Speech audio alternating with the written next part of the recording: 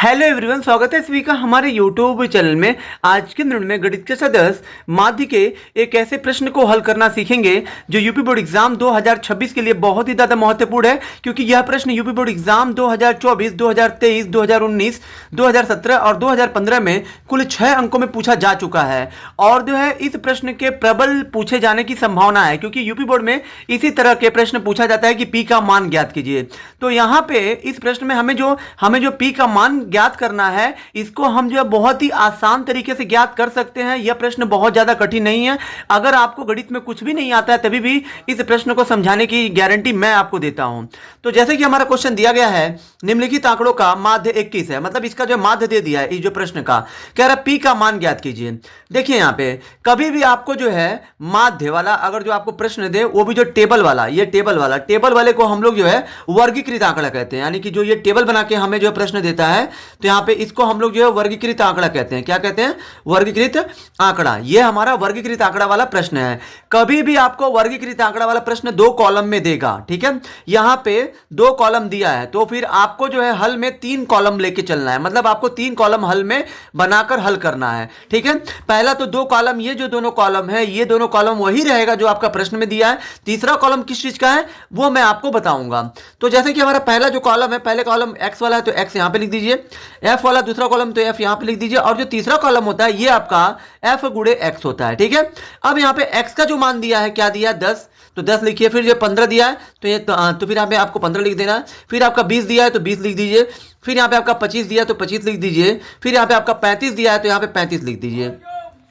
उसके बाद आपको क्या करना है, f की जगह पे f वाला मान 6 दिया है, फिर आपका 10 दिया है, फिर आपका p दिया है तो p लिखिए, फिर आपका 10 दिया है तो 10 लिखिए, फिर आपका 8 दिया है तो 8 लिख दीजिए, ठीक है। अब यहां देखिए, अब आपको f गुणे x करना है। f गुणे x का मतलब ये है कि ये आपका f है और ये आपका x है, मतलब f और ये x का गुणा कर देना है। मतलब 6 धैया में क्या हो जाएगा? 60। 10 का गुणा 15 में करिए, कितना हो जाएगा? 150। फिर 20 का गुणा p में करिए तो ये आपका 20p हो जाएगा, और ये 25 का गुणा 10 में करिए तो ये आपका 250 हो जाएगा। 35 का गुणा 8 में करिए तो 8 पचे 40, 8 त्रिके 24 और 4 हासिल कितना हो जाएगा? 28, ठीक है। अब यहां पे आपको क्या करना है, अब यहां पे आपको लिख देना sigma F x. Sigma F x क्या होता है? तो यहां देखिए, सॉरी सिग्मा एफ रहेगा, सिर्फ ये क्या रहेगा? Sigma F. सिग्मा का मतलब क्या होता है? सिग्मा का मतलब होता है जोड़ना। ये जो यहाँ पे सिग्मा है, इसको हम लोग सिग्मा बोलते हैं, ठीक है। सिग्मा का मतलब होता है जोड़ना। क्या होता है इसका मतलब? जोड़ना होता है, ठीक है। तो यहां देखिए, सिग्मा का मतलब है जोड़ना, एफ का मतलब है कि एफ के सभी मानों को जब आप जोड़ेंगे, ये सारे मानों को जब आप जोड़ेंगे, जो आपको प्राप्त होगा वही आपका सिग्मा एफ है, सिग्मा एफ होगा। सिग्मा का मतलब जोड़, एफ का मतलब है कि एफ के सभी मानों को जोड़ना है।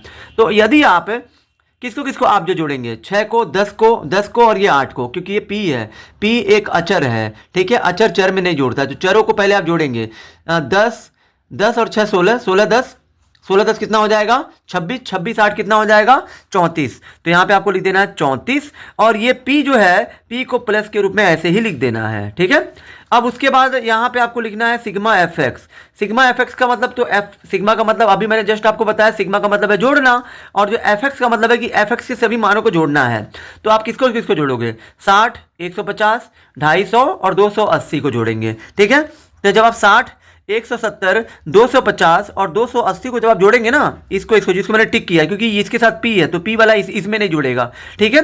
तो यहां पे जब आप जोड़ेंगे तो फिर आपको मिलेगा 740, ठीक है। और प्लस ये जब नहीं जुड़ेगा तो इसको आप प्लस के रूप में 20p ऐसे ही आप लिख दोगे, ठीक है। अब यहां देखिए, चूंकि हमारा प्रश्न में समांतर माध्य दे दिया है, तो यहां पे समांतर माध्य जब दे दिया है, समांतर माध्य या समांतर माध्य बात एक ही है, ठीक है। माध्य को पूरा हम लोग समांतर माध्य कहते हैं। जब भी आपको प्रश्न में समांतर माध्य दे दिया जाए तो फिर आपको जो समांतर माध्य के ही हिसाब से आपको इसको हल करना है। तो समांतर माध्य का सूत्र क्या होता है? सिग्मा एफ एक्स बटे में सिग्मा एफ होता है। और समांतर माध्य आपका जो प्रश्न में कितना दिया है, तो समांतर माध्य हमारा प्रश्न में 21 दिया है। तो यहाँ पे आपको समांतर माध्य की जगह पे आपको 21 ही लिखना है, और यहाँ पे आपको सिग्मा एफ एक्स की जगह पे जो ये हमको मान मिला है, कितना? 740 प्लस ये 20p है तो 20p लिखिए, और बटे में सिग्मा एफ का मान कितना दिया है?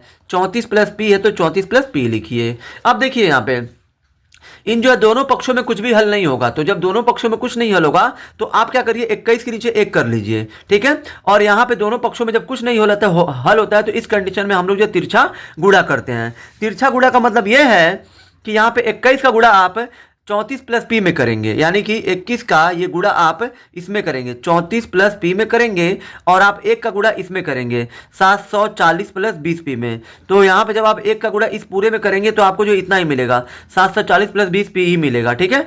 अब यहाँ देखिए 21 का गुणा पहले आप 34 में करिए, तो 21 का गुणा अगर आप 34 में करेंगे तो आपको क्या मिलेगा, तो यहाँ पे 21 का गुणा जब आप 34 में करेंगे तो आपको जो क्या मिलेगा, यहाँ पे आपको मिलेगा 714 मिलेगा, ठीक है।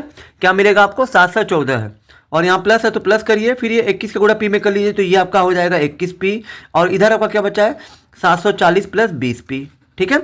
अब यहाँ पे आप क्या करिए, पी वाले पदों को एक तरफ करिए, तो यहाँ पे आपका 21 पी है तो 21 पी हो गया, ये प्लस को लाएंगे इधर हो जाएगा माइनस 20 पी, और यहाँ पे आपका क्या दिया 740, और ये प्लस गया इधर क्या हो जाएगा माइनस 700, यहाँ पे हो जाएगा ये आपका माइनस 714 हो जाएगा, ठीक है। अब यहाँ देखिए 21 पी में से 20 पी जाएगा तो कितना पी बचेगा, 1 पी बचेगा, तो खाली पी लिखिए। 740 में से 714 है अगर आप घटाएंगे तो आपको कितना मिलेगा, आपको मिलेगा 26, यानी कि हमें जो प्रश्न में बोला था कि पी का मान ज्ञात करिए, तो पी का मान आपका हो जाएगा 26, और जो इस तरीके से इस प्रश्न का जो उत्तर होगा वो हमारा 26 होगा। आई होप कि आप सभी को ये वीडियो बहुत ही ज़्यादा पसंद आई होगी। अगर आप हमारे चैनल पर नए हैं तो हमारे चैनल को लाइक, सब्सक्राइब और शेयर जरूर करें, जिससे आने वाली वीडियो की नोटिफिकेशन आपको मिलती रहे।